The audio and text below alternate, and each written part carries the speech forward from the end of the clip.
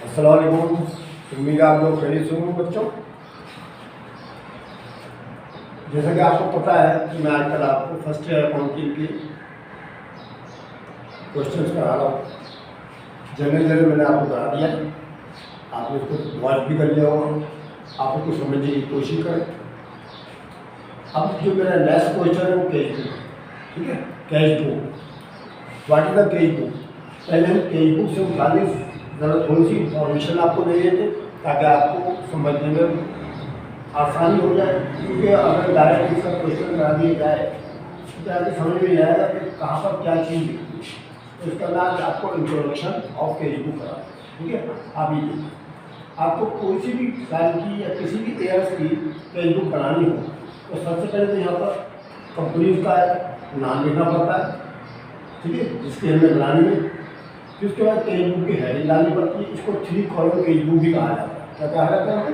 3 column cash book, क्योंकि इसमें special 3 column होते हैं, वो मैं भी आपको बताता हूँ। और फिर यहाँ पर डेट डालते हैं, ठीक है। अब यहाँ पर आप कॉलम्स देख रहे हैं, देखिएगा ये मैंने यहाँ पर डबल लाइन डाल दी है, ठीक है। डबल लाइन डाल रखी है ना, तो आपका एक पेज तो ये हो गया लेफ्ट वाला, और एक पेज आपका ये हो जाएगा राइट हैंड वाला, ठीक है।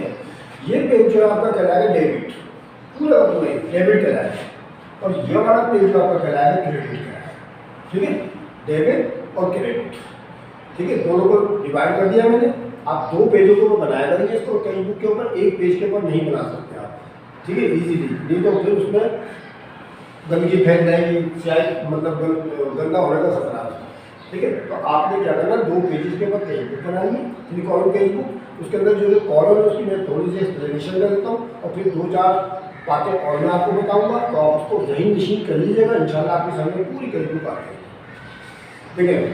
तो हमारा लेफ्ट साइड वाला पेज है, उसके अंदर पहले कॉलम में आपने डेट लिखी है, ठीक है। फिर पार्टिकुलर या एक्सप्लेनेशन, फिर ये पोस्टिंग रेफरेंस, ठीक है, और फिर सेल डिस्काउंट आ गया इसके अंदर, अगले में कैश रेसिट आ गया, और फिर बैंक डिपॉजिट आ गया। ये 3 कॉलम जो है ना स्पेशल बनाए गए हैं, इसलिए इसको 3 कॉलम कैश बुक कहा जाता है। जिस तरह इस पेज के ऊपर बनाया गया, इसी तरह इस पेज के ऊपर बनाया गया, ठीक है। तो इसलिए इसका नाम 3 कॉलम कैश बुक है। जनरल जो आपने पढ़ा वो 2 कॉलम होता है, उसमें डेबिट क्रेडिट 2 ही होते हैं हमारा कॉलम, इसमें 3 कॉलम है। इसमें 2 कॉलम तो आप देख रहे हैं कि कैश और बैंक से रिलेशन है उनका, जबकि तीसरा कॉलम जो बनाया गया वो सेल डिस्काउंट से मुताबिक, ठीक है। सेल डिस्काउंट, ये तमाम चीज़ों को वजाहत पहले आपको जनरल कराता हुआ कर चुका हूँ कि सेल डिस्काउंट किसे कहते हैं, ठीक है, कैश वसूल कैसे किया जाता है, बैंक डिपॉजिट कैसे करते हैं, तमाम बातों को जनरल में बताई जाती है। तो ये हो गया हमारा लेफ्ट पेज, ठीक है। उसके बाद राइट पेज पे आता है, तो डेट लिखनी है आपने, इसी तरह से बिल्कुल सेम ऐसी तरह करना आपने। दूसरे पेज पे डेट, पार्टिकुलर्स, पोस्टिंग रेफरेंस बिल्कुल सेम। अब यहाँ पर था सेल डिस्काउंट, यहाँ लिखना है आपने परचेज डिस्काउंट, ठीक है, परचेज डिस्काउंट लिखना है आपने। और यहाँ पर कैश रेसिट था, यहाँ कैश पेमेंट लिखना है। यहाँ बैंक डिपॉजिट था, यहाँ बैंक पेमेंट लिखना है, ठीक है। तो इसका मतलब ये होगा कि ये जो हमारा पेज होगा ये हमारा डेबिट कहलाएगा, और ये वाला पेज जो हमारा क्रेडिट कहलाएगा। सीधा सीधा उसूल है बच्चों, मैं तो आपको बिल्कुल ईजी तरीके से बता रहा हूँ कि आपके पास एक क्वेश्चन लिखा हुआ है किसी भी एयर्स का, ठीक है, किसी भी नेचर का हो, तो आपने इसको क्या करना है, आपने उसको ट्रीटमेंट इस तरह करना है कि अगर आप उसकी लाइन पढ़ें, आप उसकी ट्रांजेक्शन पढ़ें, और उसको रिकॉर्ड कैसे करना है कि अगर आपके पास कोई कैश या बैंक में इंक्रीज हो रहा हो, कैश या बैंक में इंक्रीज हो रहा हो यानी आ रहा हो, तो आपने इस सतह के ऊपर लिखना है। अगर आपका कैश या बैंक डिक्रीज हो रहा हो, कम हो रहा हो, तो आपने इस सतह पे लिखना है। आसान अल्फाज में कैश अगर आए तो इधर लिखना है, कैश जाए तो उधर लिखना है। बैंक में अगर इजाफा हो तो इधर लिखना है, बैंक में अगर कमी हो तो इधर लिखना है। अगर हम रिसीव कर रहे हैं तो इधर लिखना है, पेड कर रहे हैं तो इधर लिखना है। इसी सिंपल बातें बता रहा हूँ मैं आपको, आसानी से आपकी समझ में आ जाएगी। जो लोग बिगिनर्स हैं उनकी भी समझ में आ जाएगी इंशाल्लाह, ठीक है। तो चुनाच है ये आपको मैंने इसके बारे में बता दिया। अच्छा, ये जब पूरे कॉलम के बारे में आपको बता दिया, आपकी समझ में आ चुका होगा इंशाल्लाह। बस एक ही बात मैं आपको फिर रिपीट कर रहा हूँ कि बड़ी ईजी सवाल है, ये बड़ा ईजी क्वेश्चन है, आपको कभी भी मुश्किल नहीं दरपेश आएगी। ये अगर आप ये रूल और ये तमाम उसूल जो मैं आपको थोड़ी देर में बताने वाला हूँ, अगर आप समझ लेंगे ना तो इंशाल्लाह ये आप 15 मिनट के अंदर पूरा सफर कर लेंगे। सिर्फ 15 मिनट के लिए। 15 मिनट में आप पूरा कंप्लीट कर लेंगे सवाल, और ये छोटे क्वेश्चन में आता है, ठीक है, शॉर्ट क्वेश्चन में आएगा आपके पास। अच्छा, तो ये बात बता दी मैंने। अब कुछ बातें मैं आपको कुछ बता रहा हूँ कि बेटा, कि अगर, जैसा कि मैंने भी आपको बताया कि अगर कैश में इजाफा हो रहा हो तो आपने इधर लिखना है, कैश में कमी हो रही तो इधर। मिसाल के तौर पर, बल्कि इससे पहले मुनासिब ज़रूरतों पर आपका स्टार्ट डेट होना, तो पहले जो है जनवरी की या फरवरी की या मार्च की किसी भी डेट का आपको कैश बुक बनाने को दे दिया जाएगा। तो आपको मेरे डेट के अंदर यहाँ पर जनवरी फर्स्ट लिखना है, और पहले नंबर पर लिखना पड़ेगा वो बैलेंसेस। बैलेंसेस क्या होते हैं? आप कोई भी सवाल उठा ले तो आपको शुरू में दे दिया जाएगा, मिसाल के तौर पर अली का काम कर रहा है, अली जो है अली एंड सन्स का आपको काम दे रखा है, तो ये लिखा होगा शुरू में कि अली एंड सन्स यूज करता है 3 कॉलम कैश बुक, ठीक है, 3 कॉलम कैश बुक इस्तेमाल करता है। और उसके पास ड्यू यानी कि महीने के फर्स्ट जनवरी को उसके पास कैश ऑन हैंड 50,000 का और कैश एट बैंक 25,000 का, ये लिखा होगा। तो वो जो आपकी कैश इन हैंड और कैश एट बैंक लिखा ना, वो कहलाता है दरअसल लास्ट मंथ का बैलेंस, जो इस महीने में आपने ओपनिंग करना है, ठीक है, ओपनिंग बैलेंस कराएगा आपको।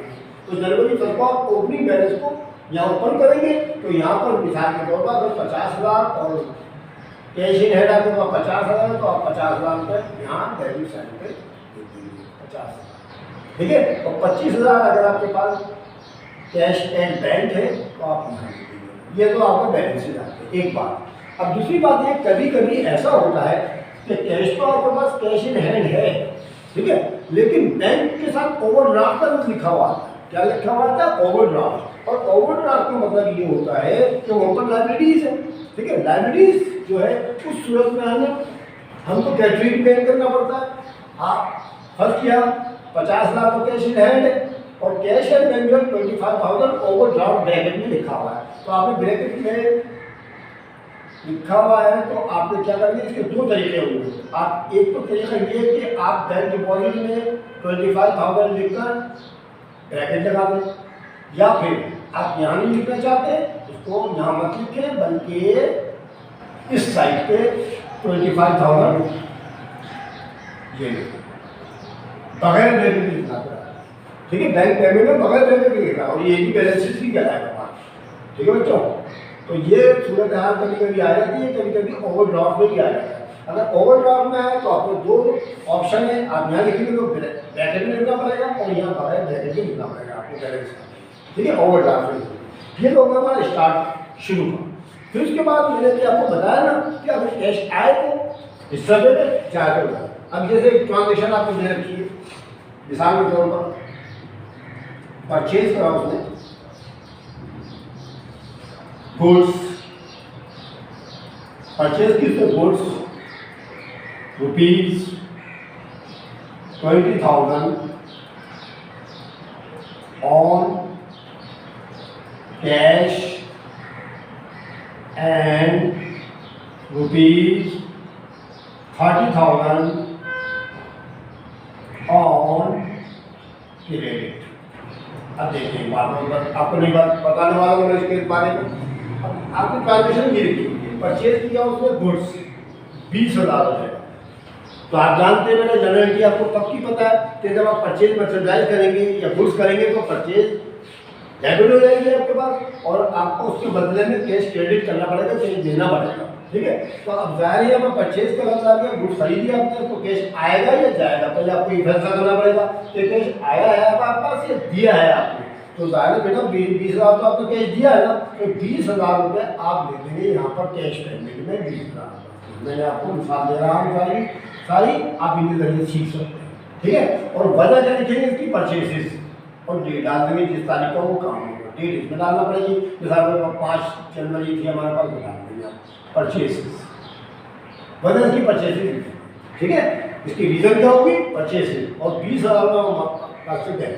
अब आगे देखिएगा लिखा एंड ₹30,000 और क्रेडिट, मतलब क्या? परचेज उसने गुड्स तो खरीदी, ये तो किसने कैश में खरीदी और ये उधार में खरीदी। तो बेटा ये जो लिखा है ना क्रेडिट वाला, ये आपने रिकॉर्ड नहीं करना। फिर याद रखें कैश बुक के अंदर कोई भी ऐसी ट्रांजेक्शन जो क्रेडिट में हो, यानी क्रेडिट ट्रांजेक्शन, उसको रिकॉर्ड नहीं करते हैं। सिर्फ और सिर्फ ओनली कैश से रिलेशन जो ट्रांजेक्शन होगी वो लिखनी है। तो ये इग्नोर कर दें, खत्म, ये लिखना ही नहीं है, खत्म। कैश आए तो डेबिट, कैश जाए तो क्रेडिट, यहाँ पे आपको ये लिखना बस आपको, ठीक है। उदाहरण की कोई चीज़ें नहीं लिखनी आपने, मैंने आपको कर दिया क्योंकि 2021 का मैं पेपर आपको कराऊंगा तो उसमें यही ट्रांजेक्शन थोड़ी सी बदल के साथ लिखी हुई है। तो आपने क्रेडिट की कोई चीज़ नहीं लिखनी है, भले वो सेल ऑन क्रेडिट हो, भले वो परचेज ऑन क्रेडिट हो, भले वो purchase of supply on credit हो, भले वो purchase of building on credit हो, कुछ भी हो, क्रेडिट की कोई चीज़ नहीं लिखनी है आपने। क्योंकि क्या नाम है कैश बुक, इसमें से कैश के मामला लिखने आपने, कैश ट्रांजेक्शन रिकॉर्ड करनी है आपने, इसके अंदर क्रेडिट की कोई चीज़ नहीं लिखनी है। ये बात भी आप नोट कर लें अच्छी तरह से। उदाहरण का अगर लिखा हुआ अगर आ जाए तो आपने लिखना ही नहीं है उसके अंदर। जैसे एक और मिसाल देता हूँ, यह लिखाओ सोल्ड गुड्स रुपीज 2000 फर्स्ट किया, ठीक है, टू RF ऑन क्रेडिट। उदाहरण में उसने 2000 रुपये का माल भेज दिया आरिफ को, अब देखें बेटा यहाँ क्रेडिट का डाल दिया, तो लिखनी नहीं है, छोड़ दें, इग्नोर करें, नहीं लिखिएगा मत, तो खत्म हो जाएगी आपकी कैश बुक। तो कैश बुक में तमाम ट्रांजेक्शन रिकॉर्ड करनी है जो कैश से रिलेशन रखें, यानी कैश ट्रांजेक्शन। क्रेडिट ट्रांजेक्शन तो इसमें लिखनी ही नहीं है, पक्का समझ में आ गया ना हम लोग की। ये बातें आप मेरी याद रखिए, ये बातें हैं मेरी एक तरह से रूल, तो आपके मुताबिक करेंगे, ठीक है। ये तो आ गया हमारा एक चीज। अब एक और मिसाल देखिए आप, एक चीज और देखें आप, मिसाल के तौर पर लिखा हुआ है sold merchandise, sold merchandise on cash, on cash rupees 5000, ठीक है। 5000 रुपये का उसने माल तिजारत बेच दिया, बेचा, सेल किया। तो बेटा आप याद रखें, जनरल में आपको बता चुका हूँ कि जब हम माल बेचते हैं तो मर्चेंडाइज तो दे देते हैं, उसके बदले में कुछ लेते भी तो है ना, उसके बदले में क्या लेते हैं, कैश लेते हैं। जब कैश लेंगे तो जगह डेबिट, मैंने आपको बता दिया, कैश अगर लेंगे तो डेबिट, कैश आए तो डेबिट, कैश जाए तो क्रेडिट, या कैश दे तो क्रेडिट, ये पक्का बता दिया मैंने आपको। तो चुनाव इसके अंदर आपने कैश यहाँ लिखना है, कितने हज़ार रुपया, 5000 रुपया आप कैश में, चलिए 5 लाख कैश में ये डाल लीजिएगा जो भी होता है। क्या तो मिसाल अगर 7 जनवरी हो तो डाल दीजिएगा 7 जनवरी, ठीक है। अच्छा 5000 रुपये आपके पास कैश रेसिप्ट हुआ, रीजन क्या था, रीजन आप देख लेते हैं, सेल्स, क्या रीजन है, सेल्स, सेल्स रीजन आपको इसके अंदर ही लिखी नजर आ जाएगी, ठीक है। कैश क्यों आया, कैश आया सेल्स की वजह आया, तो सेल्स की वजह आपको 5,000, ठीक है, समझना है। चलिए ये भी मिसाल बता दी मैंने आपको,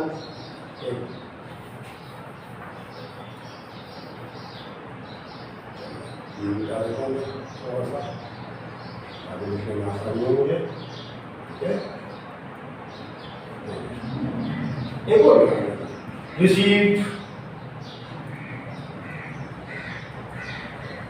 रिसीव्ड चेक ऑफ रुपीज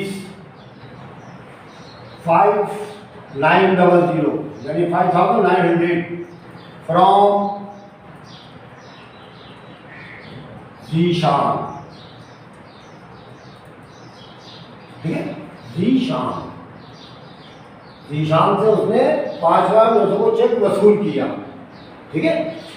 बात बहुत से उन्हें तमाम चीज़ें बड़ी कॉम्प्लिकेटेड होती हैं, जरा सी देर में आपको बैलेंस खराब हो जाएगा तो बाद में जो आपको बैलेंसिंग करनी पड़ेगी।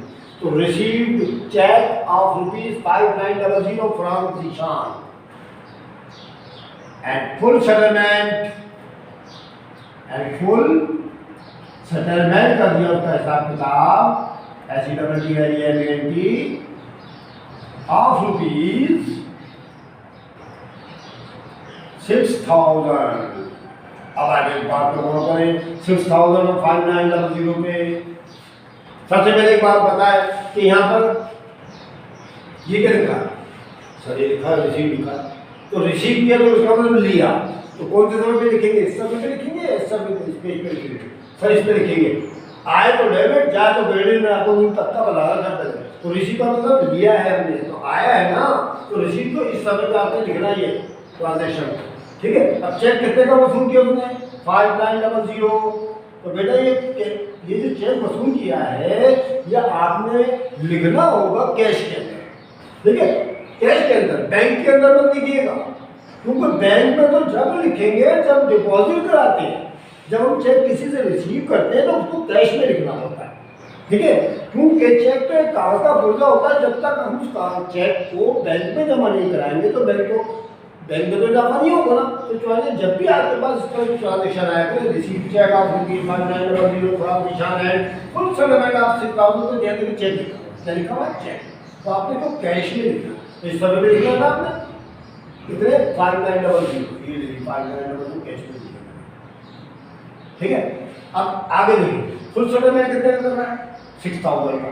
इसका मतलब ये है कि उस शख्स के ऊपर, जीशान के ऊपर मेरे 6000 जो उधार थे, ठीक है, उसके वो उधार चढ़े हुए थे, उससे मैंने रिसीव 5900 लिए, तो कितने रुपए कम नहीं है, उधार लगा ले, 6000 में से 5900 निकाल दो, 100 रुपये का डिस्काउंट आ रहा है, बाकी 100 रुपये का डिफरेंस आ रहा है बच्चों, नहीं आ रहा, 100 रुपये आ रहा है, तो बस आपको खुशी खुशी 100 रुपये यहाँ लिख ले डिस्काउंट के अंदर, दोनों का फुल में दोनों में जाकर 6000 रुपये पक्का, ठीक है। ये बड़ी खतरनाक ट्रांजेक्शन होती है, बच्चे इसमें गलतियाँ कर जाते हैं, तो आपको मैं अच्छी तरह से समझा रहा हूँ कि रिसीव किया उसने चेक, हम कैश में लिखेंगे, ठीक है, कैश में लिखेंगे। 5900 का लिख दिया मैंने, जीशान से लिया है, ठीक है, एंड फुल सेटलमेंट आपसे 6000 रुपये का हिसाब करना है, तो दोनों में डिफरेंस कितने, 100 रुपये का आ रहा है, 100 रुपये इसमें लिख देंगे, और वजह बनाएंगे इसकी अकाउंट रिसीवर, क्योंकि हमने जीशान से पैसे लिए ना बच्चों, अकाउंट रिसीवर, और ब्रैकेट में लिख देंगे जीशान, जीशान, ठीक है। एक बात समझ आ गया बच्चों। उसके बाद अगली डेट के अंदर फर्स्ट ईयर लिखा हो, जैसे ये 7 तारीख का फर्स्ट ईयर काम था, 8 तारीख 9 तारीख या कोई भी डेट अगर आपके पास आज उसमें लिखा हो, जैसे ये 7 का था ना, हमने 7 फर्स्ट ईयर लिख दिए, अब यहाँ पर आ गया 9 जनवरी, 9 जनवरी को लिखा हो, तो deposit Zeeshan cheque, Zeeshan cheque into bank, बस खत्म। अब देखिए आप इस लाइन को और करें, इस लाइन में लिखा है डिपॉजिट कर दिया जीशान का चेक है, ठीक पैसे तो लिखे नहीं अमाउंट, तो आप देखें जीशान का नाम लिखा हुआ है, जीशान का नाम यहाँ भी लिखा है, तो आप ऊपर जाएंगे 9 जनवरी है ना, तो 7 जनवरी में जीशान का नाम लिखा है, और इस हमने वसूल किए थे चेक की शक्ल में 5900 रुपये, तो हमने लिख दिए थे कैश के अंदर, है ना। अब ये जो चेक था ना, ये वो था तो चेक ही ना, ठीक है, कैश बॉक्स में पड़ा हुआ था, वो हमने चेक जमा कराना है बैंक के अंदर, ये 5900 की फिगर आएगी इसके अंदर, ठीक है, 5900 की। अच्छा, अभी 5900 को जो चेक था हम जमा करा रहे हैं बैंक के अंदर जाकर, तो इफेक्ट पड़ेगा 2 चीज़ों पर, क्या पड़ेगा, इफेक्ट पड़ेगा तो 2 चीज़ों पर, एक तो आएगा जनाब यानी जब आप बैंक में जाके जमा कराएंगे ये, तो आपके बैंक में तो हो जाएगा इजाफा, इंक्रीज हो जाएगा, तो लिखना पड़ेगा यहाँ पर भाई बैंक में अगर इंक्रीज होगा, डिपॉजिट होगा, तो वो तो डेबिट हो जाता है, बैंक डेबिट हो जाएगा। अच्छा, जब आप जमा कराएंगे तो आपकी जेब से चेक या कैश तो निकलेगा ना, आपने तो कैश में लिख दिया था ना उसको, तो कैश क्रेडिट हो जाएगा, तो दोनों साइडों पे आपको लिखना पड़ेगा, वो मैं पहले आपको लिख के दिखा दूँ, फिर मैं आपको उसकी एक्सप्लेन करूँगा, ठीक है।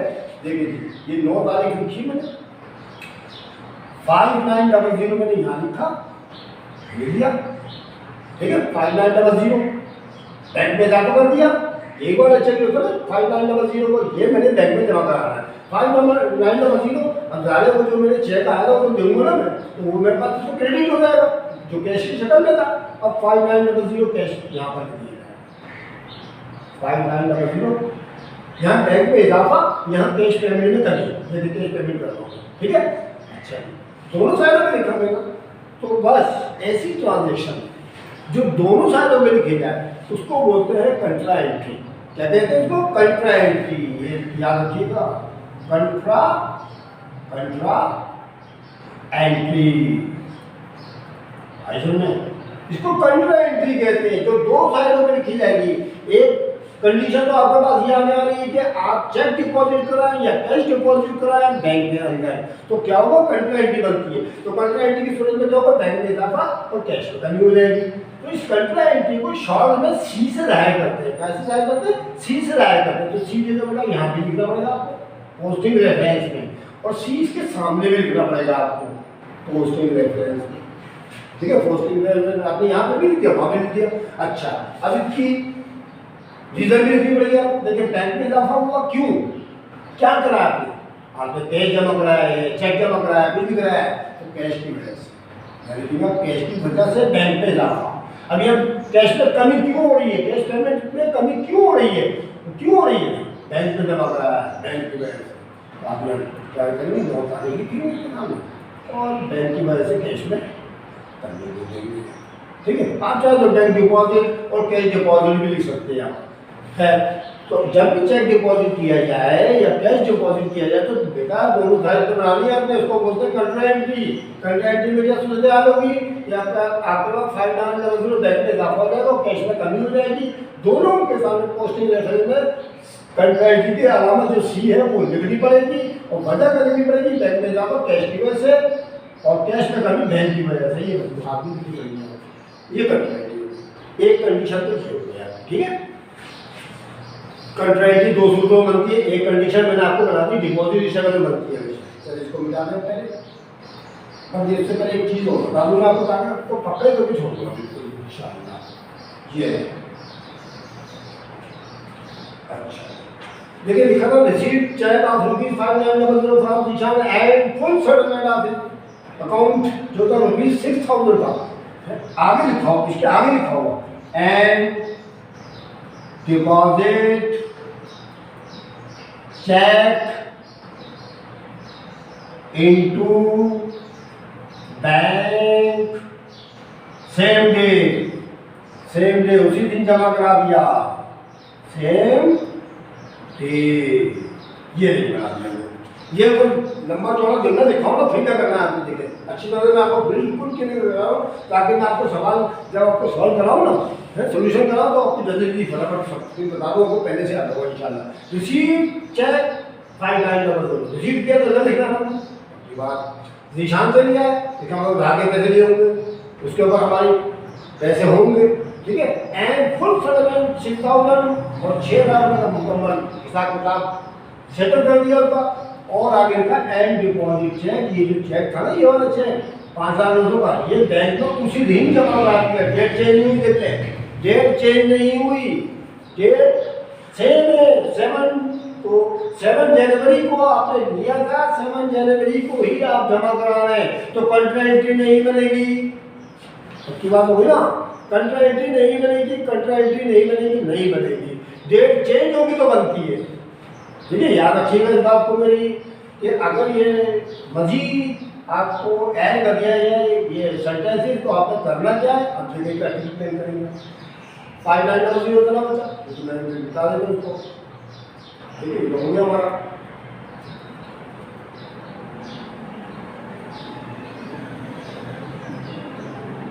ये 9 का, ये 7 था ना हमारा, 7 का ही ये काम है। ठीक है, ये बना हुआ है हमारे पास। देखो बच्चों, ये मिटा देता हूँ, ये भी मिटा देता हूँ, फर्क है ही नहीं। तो क्या किया रिसीवर ने? 5,900 को क्या वसूल किया? चेक, और उसी दिन बैंक में भी जमा करा दिया, तो डायरेक्ट बैंक में इजाफा होगा 5,900 को। देखिए ये आ गया 5,900, ऐसे बनाना है। और 100 रुपये डिस्काउंट इसमें आ जाएगा, कैश में आएगा ही नहीं। सेम डे का लिखा वाला आएगा ना डिपॉजिट में, तो आपसे क्या करना है? डायरेक्ट बैंक में इजाफा कर देना है, कंट्रा एंट्री नहीं बना दीजिएगा। ठीक है, 5,900 के लिए 100 रुपये डिस्काउंट आ गया आपका। मैंने ये बन गया कौन सी पर निशान, ठीक है ना? तो डिफरेंस पता चल गया ना दोनों का, कि अगर ये वाली लाइन नहीं होती, ये वाली लाइन नहीं होती, तो मेरे को पिछली वाली कंडीशन जो आप दोबारा नहीं रिवाइज करके देख लीजिएगा, उसको पीछे करके देख लीजिएगा, वो वाली कंडीशन बनती। और अगर ये लाइन लिखी हो तो ये वाली कंडीशन बनेगी। अच्छी बात होगी ना, समझ में आता है।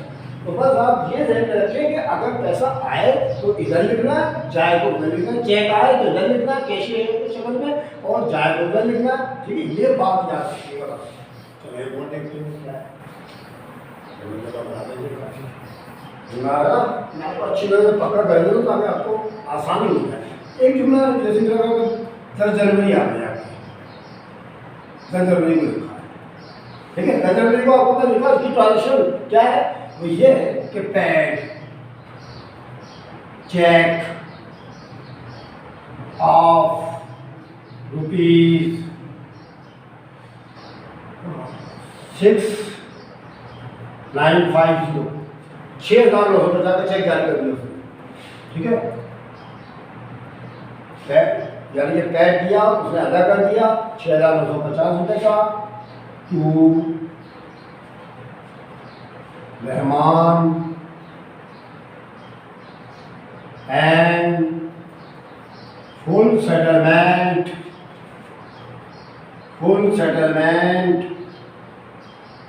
of his account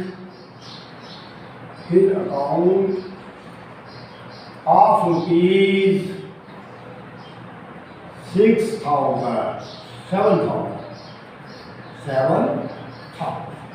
7,000 का हिसाब बता मुकम्मल चुकता करते। पैड दिया है, अब ये करता पैड उधर लिखना, बच्चों रिसीव्ड हो तो उधर लिखना है, पैड हो तो उधर लिखना है। पक्की बात, पहले ही फैसला कर लिया करें, डिसीजन ले लिया करें कि लिखना करें इधर या उधर। पैड क्या होता है, इधर, रिसीव्ड हो इधर, अच्छी क्लियर हो जाता है। पैड क्या होता है, चेक। अच्छा एक बात है, अभी मैंने पीछे आपको चक्करबाजी बताई दी आपको कि रिसीव करेंगे चेक तो लिखते हैं कैश के अंदर। अब यहाँ लिखा पैड चेक तो डायरेक्ट बैंक में कमी हो गई, क्योंकि हम चेक बुक में से चेक ड्रा करेंगे, देंगे उसको तो बैंक में खुद ब खुद कमी हो जाती है। अब उसकी शख्स की मर्जी है, वो कभी भी जाकर करवा दे बैंक से। हमारे बैंक में तो कम हो गए, क्योंकि हमारे चेक बुक में से करते तो बैंक में कमी आ गई, ठीक है। तो उसने पैड किया, उसने चेक अदा कर दिया, बैंक में कभी कितने की 6,950, जो 6,950 बैंक में था, और लिख दिया 6,000। अब ये कितने रुपये साथ में, दोनों में डिफरेंस देखिए कितना बच्चा। सर ये 50 रुपये डिफरेंस आ रहा है, एक रुपये का लिखा 50 रुपये आप फोन डिस्काउंट मिल गया, परचेज डिस्काउंट, ठीक है। बैंक का दोनों मिला के 7,000 बोला। अब वजह लिखेंगे अकाउंट पेबल, वजह लिखेंगे अकाउंट पेबल, शख्स का नाम हो रहमान। आगे चले तो दोनों चीजें मैंने आपको बता दी, रिसीट की थी और पैड की थी। पक्का होगी ना, आए तो इधर जाए तो उधर, सीधी सीधी बात है। मैं ज़्यादा एक चीज से बात नहीं प्यार करते, इसी तरीके से बताता हूँ। एक और देखिए रिपोर्ट केस क्या होता है, रिपोर्ट का ट्रांजेक्शन क्या लिखा होगा। फर्स्ट किया 12 जनवरी को डायरेक्ट डिपॉजिट, बल्कि एडमिस रिसीव्ड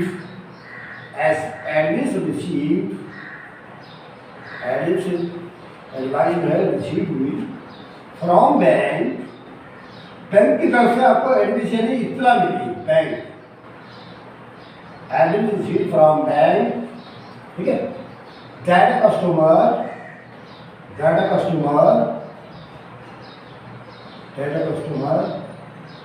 रहमत made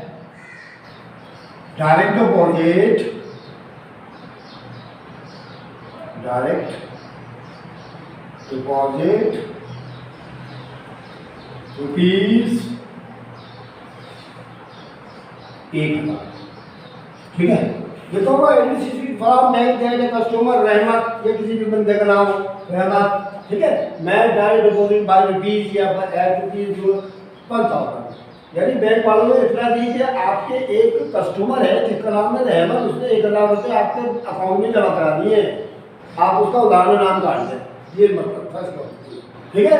यानी रहमत जो था हमारा कस्टमर था, उसने उनसे माल उधार लिया था, उसने हमारे को देने के बंदे जब डेट आई ना उसकी देने की, तो वो डायरेक्ट उसने हमारे अकाउंट में जाकर जमा करा दी, ठीक है। हमारे अकाउंट में जमा करा दी, ज़ाहिर उसने हमारे अकाउंट में जमा करा दी, तो उसका नाम हमें अपने लेनदेन में तो काटना पड़ेगा ना हिसाब किताब में। तो बैंक वालों ने हमको ये इतना देखिए कि भाई 1000 रुपये वसूल हो गए रैनर साहब से, आप उसका क्लियर कर दें साहब, ठीक है। अब इसके ऊपर ट्रीटमेंट करेंगे, लेकिन ये एडमिशन शीट बड़ा बैंक, किसने इतना करिए बैंक में, ठीक है। दैट कस्टमर रहमत मैं डायरेक्ट डिपॉजिट दूँ, रहमत डायरेक्ट डिपॉजिट करिए तो बेटा हमारे बैंक में खुद ब खुद इजाफा होता है, डायरेक्ट इजाफा होगा। बस ये 1000 रुपये फौरन आपके डेबिट करेंगे, खुशी ये इसमें कोई डिस्काउंट का चक्कर नहीं है, सेल डिस्काउंट या परचेज डिस्काउंट का कोई चक्कर नहीं है। बच्चों देख रहे 1000 रुपये बैंक में देंगे और वजह ले देंगे अकाउंट रिसीवल, वजह ले देंगे अकाउंट रिसीवल रहमान है समझे, ऐसे करते रहमान 4 तारीख के 12 तारीख के लिए आए इधर ज़्यादा में 12 को 1 मिनट रिपीट करें, ठीक है बच्चों, हो गया आपका, ठीक है। डायरेक्ट डिपॉजिट कर दिया आपने, आपको ट्रीटमेंट ऐसे करना पड़ेगा। अच्छा अब जैसे 15 तारीख को या 30 तारीख को कोई सी पिक्चर 15 ले लीजिए, विड्रॉ कैश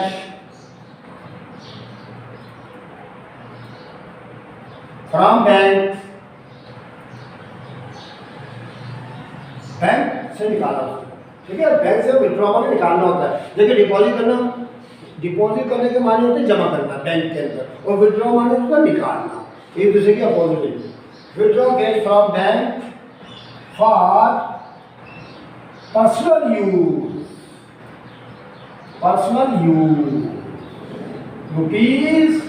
₹500 नहीं 500 रुपये उसने अपने पर्सनल यूज के लिए निकाल दिए, किसने प्रोपाइटर ने।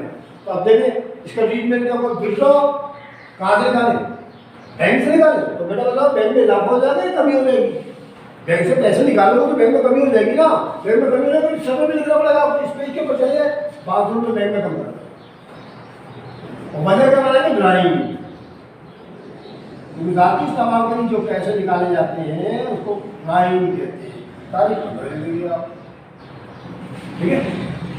लिखा है withdraw cash from bank for personal use ₹500, लोगों ने फैसला हमारा होगा ना कि पर्सनल यूज के पैसे निकाला है तो बैंक में कमी हो जाएगी, क्योंकि निकाला है तो बैंक में कमी हो जाएगी, बैंक अकाउंट में कमी हो जाएगी, डिक्रीज हो जाएगा, तो डिक्रीज हो जाएगा तो इधर लिखेंगे ना, ठीक है, डिक्रीज हो जाएगा तो 24 की वजह से बैंक में कमी होगी। अच्छा एक और है, अगर इसके साथ लिखो या इससे अलग भी लिखी जा सकती हो, आगे भी लिखी होगी एंड रुपीज, जैसे फर्स्ट किया 15,000 ₹15,000 फॉर बिजनेस यूज या ऑफिस यूज, ये लिखा है, ये आगे के जुमला बना दिया बेटा, ठीक है। ये जो पर्सनल यूज है ये तो ड्राइंग में लाती है बच्चों, ये पक्की बात है हमारी, आपको तो याद भी होगी। एंड लिखा है मैंने आगे, एंड ₹15,000 विड्रॉ किए कैश फ्रॉम बैंक, जुमला ये चल रहा हमारा याद है, विड्रॉ कैश फ्रॉम बैंक, ठीक है, withdraw cash from bank for office use के लिए 15,000 रुपये निकाल दिए। अब देखिए बेटा ऑफिस यूज के लिए जब हम 15,000 रुपये निकालेंगे तो क्या होगा, हम बैंक गए, हमने 15,000 रुपये निकलवाए, चेक दे दिया होगा उनको, ठीक है, 15,000 रुपये उन्होंने दिए तो हमारे जेब में आए, तो कैश आया तो गया, आया तो लिखेंगे। अच्छा जब हम कैश निकलवा लेंगे बैंक से तो बताए बैंक में कमी हो जाएगी, इंक्रीज हो जाएगा या इजाफा हो जाएगा या कमी हो जाएगी, पता क्या होगा, यानी बैंक से पैसे निकलवाएंगे तो बैंक में कमी होगी या इजाफा हो जाएगा, सर कमी हो जाएगी, कमी हो जाएगी, लिखेंगे दोनों को लिख दिए ना। तो ऑफिस यूज के लिए भी आपको कंट्रा एंट्री बनानी पड़ेगी, मैंने अभी आपको पीछे बताया था कि 2 सूत्रों में कंट्रा एंट्री बनानी पड़ती है। नंबर 1 डिपॉजिट की शक्ल में, जब आप कैश या चेक जमा कराते हैं, डिपॉजिट कराते हैं किसी अलग डेट पे, और एक ऑफिस यूज या बिजनेस यूज के लिए आप विड्रॉ करेंगे पैसा, तो उस सूरत में भी आपको बनानी पड़ेगी कंट्रा एंट्री। कंट्रा एंट्री की सूरत मैंने आपको बता रखी थी, जब हम पैसा निकलवाएंगे तो कैश आएगा, डेबिट चलेगा कितने 15,000 यहाँ लिखेंगे, कैश में 15,000, ठीक है 15,000, और बैंक में कमी हो जाएगी, ये नहीं 15,000 रुपये याद लिखा, 15,000 और इसके सामने भी सी लिखे कंट्रा एंट्री, और इसके सामने भी सी लिखे कंट्रा एंट्री। सी से पता चल जाता है एग्जामिनर को और सबको पता चल जाता है कि कंट्रा एंट्री दोनों तरफ लिखी हुई है, ठीक है। और बाकी किसी में देखे सी नहीं लिख रहे हैं दोनों के सिवा, ठीक है। तो सी आ गई। अब यहाँ 15,000 रुपये कैश में इजाफा क्यों हुआ? सर बैंक की वजह से, बैंक की वजह से कैश आया ना हमारे पास। और यहाँ बैंक में कमी क्यों हुई? कैश की वजह से। वजह में फटाफट लिखो भाई, 15 तारीख में तो बच गया, 15 है दोनों की, समझ आ गया कैसे करते हैं। तो मैंने थोड़ी सी आपको ये ट्रांजेक्शन लिख के दिखा दी, समझा दी। आपका काम क्या होगा? आपका काम होगा स्पाइस प्लान जो मैंने आपको आउटलाइन बना रखी है, आप ये याद कीजिएगा। अगर आप बिगिनर है, अगर आपको पहले से आता है तो बहुत ही अच्छी बात है, ठीक है। आप अपनी नॉलेज में इजाफा कर सकते हैं इससे, ठीक है। तो ये वगैरह मैंने सब आपको दिया, आप इससे स्पाइस प्लान या आउटलाइन याद कर लीजिएगा। और फिर मैं आपको इंशाल्लाह सवाल कराऊंगा, तो फिर आपको जल्दी समझ में आ जाएंगे। क्योंकि मैंने जो इसकी ज़रा कुछ टिपिकल बातें थी, टिपिकल इसकी ट्रांजेक्शन वो मैंने आपको करा दी, ठीक है। इंशाल्लाह आपके सब में आ चुकी होगी, आप इसकी प्रैक्टिस कीजिएगा। ये मेरा कोई सवाल नहीं है, ये मैंने अपने पास से फर्स्ट की कोई तमाम रकमात लिख दी है, आपको इंट्रोडक्शन का केस बुक करा दिया है, ठीक है।